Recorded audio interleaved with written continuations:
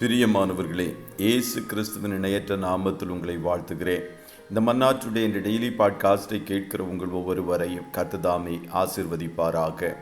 ஏசாயா 49வது அதிகாரம் 15வது வசனம் இப்படியாய் கூறுகிறது: ஸ்திரீயானவள் தன் கர்ப்பத்தின் பிள்ளைக்கு இறங்காமல் தன் பாலகனை மறப்பாளோ? அவர்கள் மறந்தாலும் நான் உன்னை மறப்பதில்லை என்பதாக. நீ மறக்கப்படுவதில்லை. யூ ஆர் நாட் ஃபர்காட்டன் என்ற தலைப்பின் கீழ் இன்றைய மன்னாவை தியானிக்கப் போகிறோம். ஒரு வருடத்தின் 2வது மாதத்தின் முதல் நாளை காணும்படிக்கு உதவி செய்த தேவனுக்கு நன்றி செலுத்துவோம்.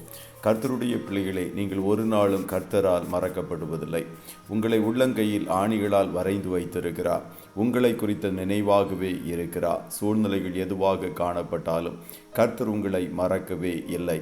இக்கட்டான காலகட்டத்திலும் கர்த்தர் உங்களோடு கூடவே இருக்கிறார். உலகத்தின் முடிவு பரியந்தம் உங்களோடு கூட இருக்கிறேன் என்று வாக்களித்தவர் என்றும் உங்களோடு கூட இருப்பார். ஆகையால் சோர்ந்து போகாதிருங்கள்.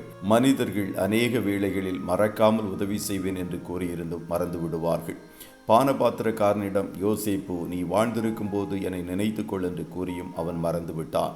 ஆனால் கர்த்தர் அவனை மறக்கவே இல்லை. அவனுக்கு கர்த்தர் கொடுத்த சொப்பனங்களின்படி சூரியனும் சந்திரனும் 11 நட்சத்திரங்களும் அவனை வணங்கும்படிக்கு செய்தார். அதாவது அவனுடைய சகோதரர்களும் பெற்றோர்களும் அவனை வணங்கும்படிக்கு செய்தார். எகிப்தில் பார்வோனுக்கு அடுத்த இடத்தில் உயர்த்தி வைத்தார். கர்த்தர் சொன்ன வார்த்தை நிறைவேறும் அளவும் அவருடைய வசனம் அவனை புடமிட்டிருந்தும் ஆண்டவர் அவனை கைவிடவே இல்லை. அவனுடனே கூட இருந்தார். யோபு உத்தமனும் சன்மார்க்கனும் தேவனுக்கு பயந்து பொல்லாப்புக்கு விலகுகிறவனுமாய் காணப்பட்டான். ஐஸ்வர்ய சம்பன்னனாய் இருந்தும் தேவனோடு சஞ்சரிக்கிறவனாய் காணப்பட்டான். நீதிக்குரிய ஜீவியம் செய்து தரித்திரர்களையும் குருடர்களையும் விதவைகளையும் விசாரிக்கிறவனாய் காணப்பட்டான். சத்ரு தேவனிடத்திலிருந்து உத்தரவு பெற்று அவனை சோதித்து அவனுடைய பிள்ளைகளையும் ஆஸ்தி ஐஸ்வர்யங்களையும் அளித்தான். வியாதியினால் அவனை வாதித்தான். அவனுடைய மனைவி அவனை மறந்து கைவிட்டாள். அவனுடைய நண்பர்களும் அவன் செய்த நன்மைகளை மறந்து நிந்தித்தார்கள். ஆனாலும் ஆண்டவர் அவனை மறக்கவே இல்லை. இரட்டிப்பான ஆசீர்வாதங்களை கொடுத்து அவனை ஆசீர்வதித்து உயர்த்தினார். கர்த்தருடைய பிள்ளைகளே, இமைப்பொழுது கர்த்தர் உங்களை மறந்து கைவிட்டது போல காணப்படலாம்.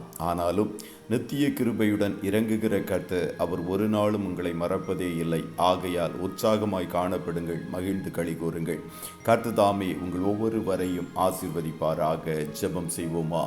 நல்ல தகப்பனே, உம்மை நன்றியோடு துதிக்கிறோம். ஒரு புதிய மாதத்திற்குள்ளாய் எங்களை அழைத்து கொண்டு வந்தீரே, அதற்காய் கோடி ஸ்தோத்திரம். இந்த மாதம் முழுவதும் உம்முடைய பிள்ளைகளை கண்ணன் மணி போல காத்தருளுவீராக. நீர் ஒரு நாளும் இவர்களை மறப்பதில்லை. ஒருவேளை ஸ்திரீயானவள் தன் கர்ப்பத்தின் பாலகனை மறந்தாலும் நான் உன்னை மறப்பதில்லை என்று வாக்கு கொடுத்தீரே, அதற்காய் கோடி கோடி ஸ்தோத்திரம். ஒவ்வொரு நாளும் இவர்களை நினைத்தருளுவீராக. ஒவ்வொரு நாளும் இவர்கள் கையிடுகிற வேலைகளில் காரிய சித்தியை கட்டளையிட்டு உம்முடைய பிள்ளைகளை நீர் நினைத்து ஆசீர்வதித்து உயர்த்துவீராக. இன்றைய தினம் முழுவதும் உம்முடைய சமூகம் உம்முடைய பிள்ளைகளோடு கூட இருக்கட்டும். போக்கிலும் வரத்திலும் உடனிருப்பீராக. ஆட்டுக்குட்டியானவருடைய இரத்தத்தின் பாதுகாப்பிற்குள்ளாய் ஒவ்வொருவரையும் கொடுத்து இயேசுவின் நாமத்தில் வாழ்த்தி ஜெபிக்கிறோம் நல்ல பிதாவே. ஆமென், ஆமென்.